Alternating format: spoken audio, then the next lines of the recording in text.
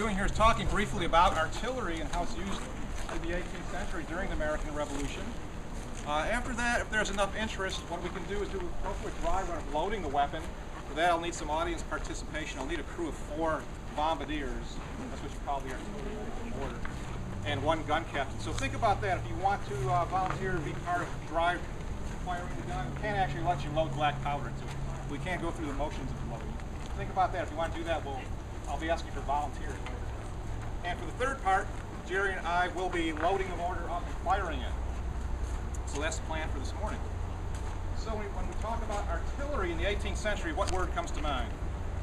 What's the obvious word for artillery back then? Cannon, exactly. And behind me you can see 2 cannon. That was probably more familiar to most people as a cannon, the one with the long tube and with the big wheels on the carriage.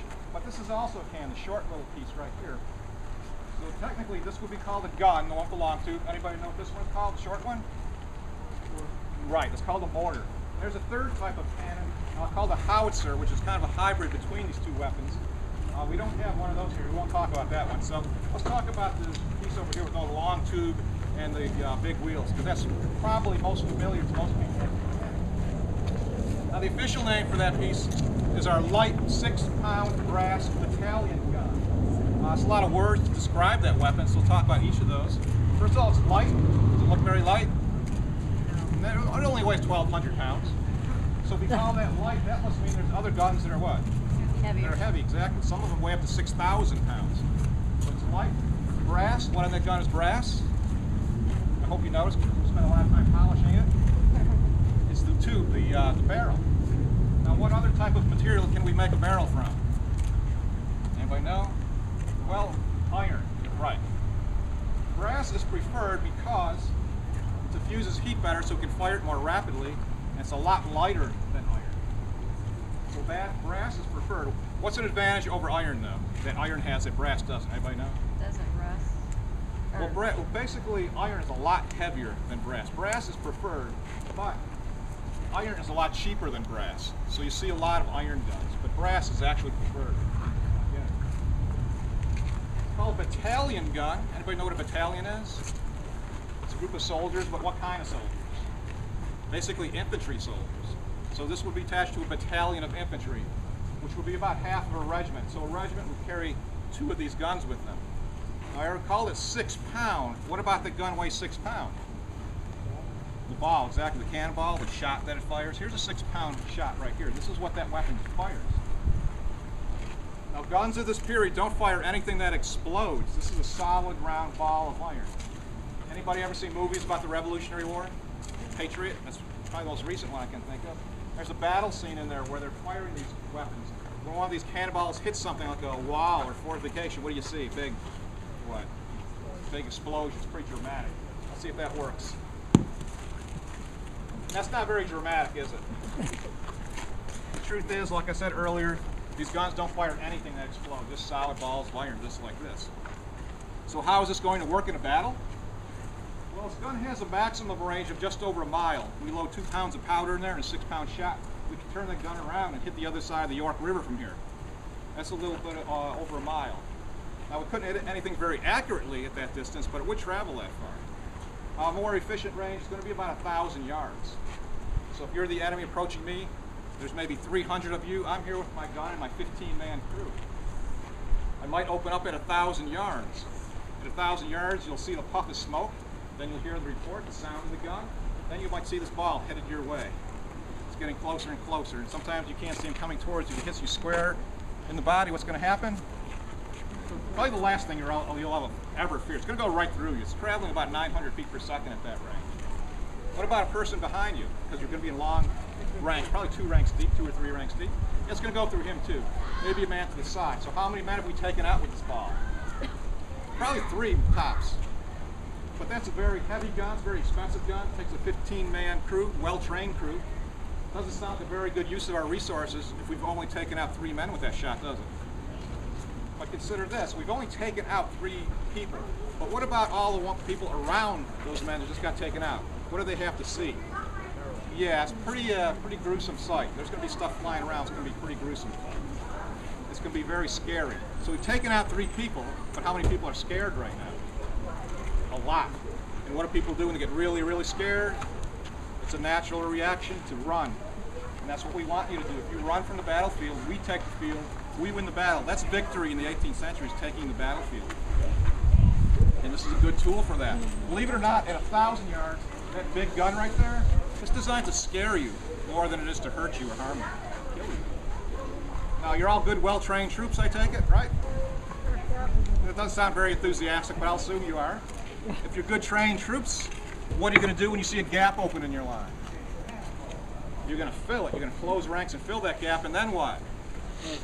You're not going to stay where you are you? That would just give me more chance to fire away at you. You're going to try to advance, because your problem is that gun. You want me to go and take that gun with me, or you want to capture the gun or turn it around and use it against me. So as you come closer and closer to me, I'm starting to realize that this 6-pound ball isn't working very well. So what are my options at this point? Well, I could run and take that gun with me. That's what you want me to do. Or what else could I do? Well, I could switch ordnance. Instead of that one big ball, I could fire this. Anybody know what this is called? Yeah, there's a different name for it. Canister, K-shot. In the Navy, they call it grape shot. Instead of firing one big ball, I have a flimsy tin cans full of about 20 of these smaller balls right here.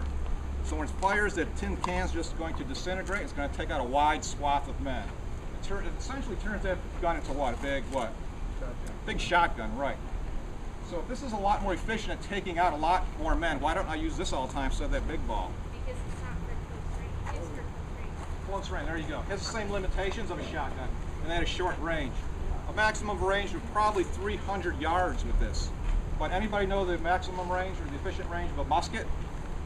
Musket's only about 100 yards, about the length of a football field. So you're still out of musket range.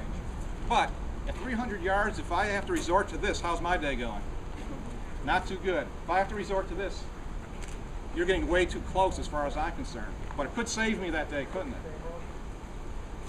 Now, I described that gun as being a battalion gun. That's going to be used by infantry on an open battlefield. But here at Yorktown, the battle isn't on an open battlefield. What type of battle is Yorktown? It's a siege, exactly. Yeah, British General Cornwallis has occupied the town of Yorktown. He's built some pretty strong fortifications around the town. He's used gabions. That's what this is. It's essentially just a wicker basket. It's going to be filled with dirt. He's going to build fortifications out of these. He's going to stack them higher and higher and make walls, then cover them over with more dirt. In some places, they're 20 feet high and 20 feet deep, so they are pretty strong fortifications. So if we keep hammering away with a 6-pound shot, is that going to take out those fortifications? Well, eventually, but it's going to take a long time. And we don't have a lot of time, because this is October of 1781. What season's coming up pretty soon? Winter, right. And this isn't a winter camp. We want to get the siege over quickly. So what would be better than 6 pounds?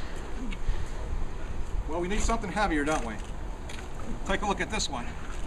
This is a 24-pound shot. This would be fired by a siege gun. And thanks to the French Navy, we do have the big heavy siege guns here at Yorktown, the 24-pounders, the 18-pounders. General Cornwallis does have us outgunned. He has more guns, but his guns are lighter, like this one, and lighter. And the French Navy brings down the heavy siege guns. They unload them at Jamestown, Iowa, and they ship them over here to Yorktown.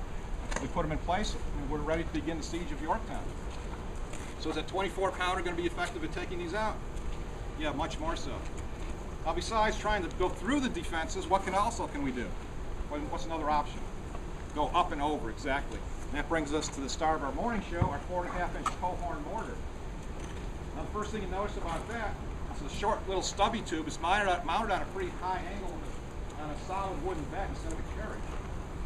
Because it does have a short barrel, that allows us to fire a different type of ordnance. What does this thing fire? Anybody know? Not solid shot anymore, but what? Take a look at this. This is called a what? Have you ever seen Saturday morning cartoons? You might have seen these. This is a bomb. Kind of looks like those, doesn't it? Now this isn't solid anymore. This one's hollow. And what's it going to be filled with? Gunpowder, right. And this is the fuse. This is going to determine where it explodes. So where do we want this thing to explode? Up in the air or on the ground? Well, it depends. If it goes off in the air, we'll have an air burst. That's going to be very effective, because when it blows up, there's going to be a lot of sharp, hot metal coming down on the enemy. And the concussion alone will take out some men. If it's in the treetops, maybe some sharpened tree branches will be coming down too. It's going to be very effective. What about if it explodes when it hits the ground? Can that be effective? Well, it can be. Say you're a British troop here at Yorktown, you're in your trench, you think you're nice and safe. All of a sudden you see one of these bombs heading your way, and you can see these things arcing through the air coming towards you. It comes towards you, lands in your trench. What are you going to do? Run. Did somebody say run? Well, that's what I would do. Does anybody want to put that fuse out or throw it back at me? No brave soldiers today. Some people say they would do that, but I would do what you suggest and run out of there as fast as possible. But if you're a British soldier here at Yorktown, how far can you run? Not very far. You have the York River at your back. But if you're running, what are you not doing? You're not fighting. You're not doing your job, are you? So has this done its job? Yeah, it's been pretty effective at taking you out of the battle.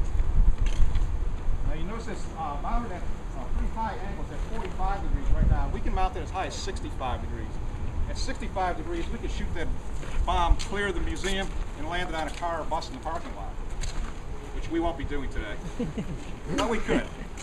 It's also on a solid wooden bed.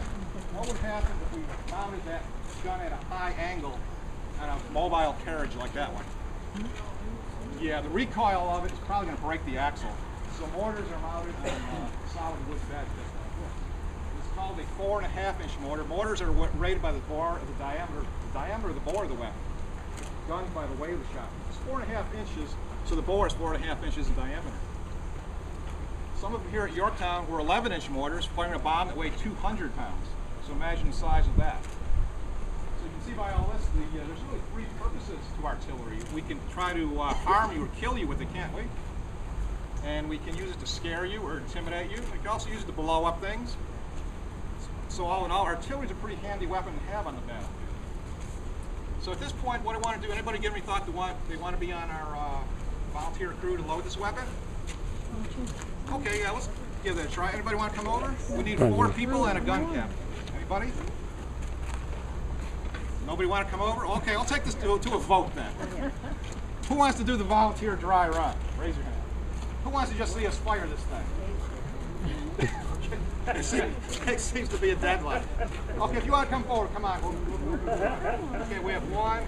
Anybody you want to go? Yeah, we'll give you all the instructions you need. Just come right up over the fence. Just stand right here. Jerry will have your implements for you. Anybody else want to come on over? You want to come over, Ben? I'm trying to throw him under the bus. Hey, I'm going to pick him for the gun captain. Okay. Anybody, you want to come over and join us? Y'all can do this the way they did in the Revolution. You can have a family member take your place, or you can pay someone to take your place. Okay, we have our gun crew. 1, 2, 3. We need a captain. 4. And we need a gun. Sir, do you want to be our gun captain? Very good. We do have our captain. Okay. Now, as a captain, you get a symbol of your authority. Oh, right over here. What's your name, sir? Yeah. Everybody say hello to Rick. Hi. Okay. Now, first thing as an officer, you have to put this on your left, so it lays on your left hip. You have to go right from left first off. Your officer material. Okay. Have you ever commanded an 18th century gun crew before? Would you like a set of orders that make you look real smart? Kind of a cheat sheet. We can just do it in this order. So here's your cheat sheet with all your orders and all the orders that we need to know. What we're going to do is go through the loading procedure to show you what is entailed in loading this weapon. So first thing we need to do, we have our crew, we need to get their attention. So what's a good term to get their attention? Attention, that seems to work pretty good. So Captain, will spark out that first order nice and loud to get their attention. Crew, attention! I don't think they heard you very well. First of all, you with the windstock, you need to get out this end of the line.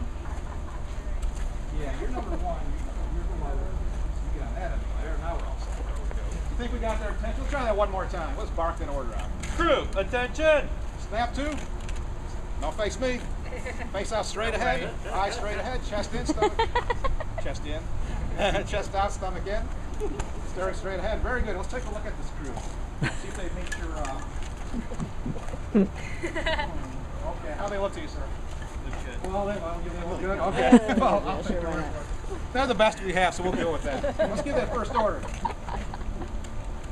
Load powder. At load powder number 1 has a ladle. She'll scoop some gunpowder out of the ladle and pour it into the muzzle down to the breech. This could be a bag of powder, could be loose powder. You got the powder in. Let's give that next man. Load bomb. Come up this way. No, you come up. You have one more job to do. You take the bomb and you load it in. Now here's a question for you. When we load this bomb, you notice the fuse on here has a wick on it. Which way should we load this bomb? With this fuse facing outward or inward? Outward. Anybody want to load it inward? Okay, very good. The flash of this being fired should ignite that fuse. Now, is it going to ignite it every time? No, we're going to have some duds out of it. But it's going to be much safer than trying to light the fuse then load it. Anybody see a problem doing it that way? Yeah, it might blow up in the tube. Not a very good thing. Also, if we load it fuse facing inward, the flash is definitely going to ignite the fuse. So it's probably going to blow up inside the barrel, and that's not a very good thing to do. So we'll load it with the fuse facing outward. Okay, now what are we up to? Let's do that next command. Jim, 65 degrees. We need to aim the weapon now. Right now it's at 45. We want to aim this at 65. So our aimer, she has a quadrant she'll place against there. Right now it's pointing at 45. We'll raise it up to 65 degrees. We'll place a wooden wedge called a coin in there that will hold it at 65 degrees. And when it's at 65, she'll report back to the gun captain. 65 degrees. Very good. Next command. Clear vent. Clear vent number 3. Come here. Come here.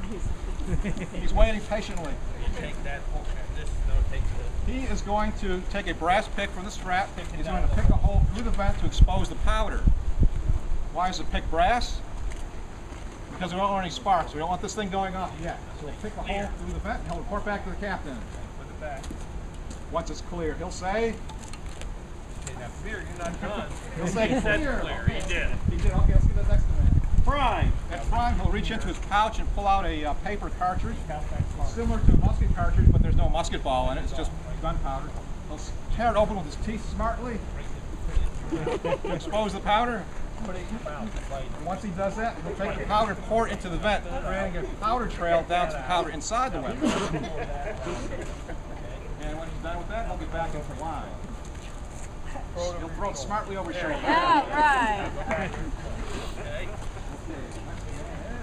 Make ready. Make ready. Number 4. Come here. Has what's called a linstock. You can see a little bit what looks like rope on the end. That's slow match. That would be burning. The slow match is hemp rope. It's boiled in a mixture of gunpowder and vinegar. It burns at about a foot an hour. So when he gives the command to fire, he'll touch the end of that linstock to the priming charge, and that will set off the gun. So let's give that last command, but wait, before we do that, the battlefield's a pretty noisy place, so we need a visual cue as well as a vocal one.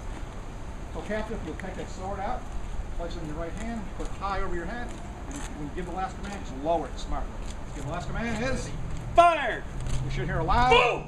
Right, pretty thrilling, huh? So this is a bomb. A few seconds later, we should hear another Boom. boom. Okay. All right. Did we hit our target, Captain? Yes, sir. Yes, sir. Okay, good enough. Well, for their first time out today, how did our crew do? Pretty good.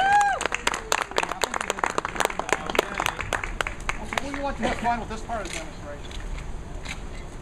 But right now we're going to be loading it with some black powder, which can be a dangerous situation. So we want to get everybody safely on the other side of the wooden fence. A couple of safety things. Good job. Want me to sergeant? We can't have anybody sitting on the wooden fence, because if you're sitting on the wood fence, it can be very loud. If you get startled, you might get a splinter where you really don't want a splinter. Also, we can't have anyone sitting on anyone's shoulders. I don't see that, so that's not a problem today. Also, this can be very loud. Hopefully you'll get a loud one this morning. I can't guarantee that it will, but that's what we're hoping for. And since it is very loud, the government requires to wear something that they didn't use back then. At least we don't have any record of them using it, and that is hearing protection. So I'm going to use some earplugs here. There's a little government organization called OSHA. Everybody hear that? Yeah, they require us to wear it because we fire these things every day. So, no bomb. Okay. So has everybody brought their hearing protection with them, I hope? Yeah, it's right here at the end of your arm. It seems to work better if you kind of cup it over there rather than your fingers. So, this, like I said, this can be very loud. So when we go to fire this, what's the command to fire it? Fire. Fire. And so what we'll do is count down. 1, 2, 3, then fire. Let's practice that one time. 1, 2, 3, Fire! Okay, that'll work. We'll just take a minute here. We'll get our linstock lit, and we'll be ready to go. Like I said, sometimes the noise of these things vary depending on the quality of the powder. Also, the weather sometimes is a factor. how loud it is, but we're hoping for a loud one this morning. Also, if you are interested, at 3 o'clock, 3:05 this afternoon, we'll be firing a 6-pound cannon. Just the afternoon artillery. It's two different things. And when we're done here, if you haven't You're done gonna so, fire the I'd like big you to cannon, visit I the rest of think. the camp, particularly our surgeon, far corner of the camp. That way we'll talk about 18th century medicine. So if you're interested in purging, vomiting, bloodletting, that sort of thing, he's the man to see. Okay, we're just about ready to get started with this. Those my ears. What? You guys take their ears. Okay, ready? Ready. Okay, first command is load powder. Take our prepared round out and put it down the muzzle. Give it a few taps with the rammer, make sure it's securely seated into the breech.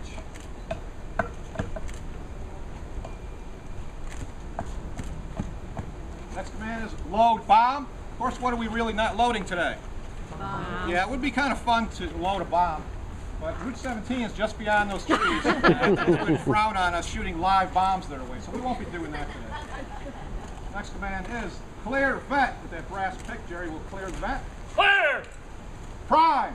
We'll reach into the pouch, pull out the priming charge, tear it open, pour the priming charge into the vent.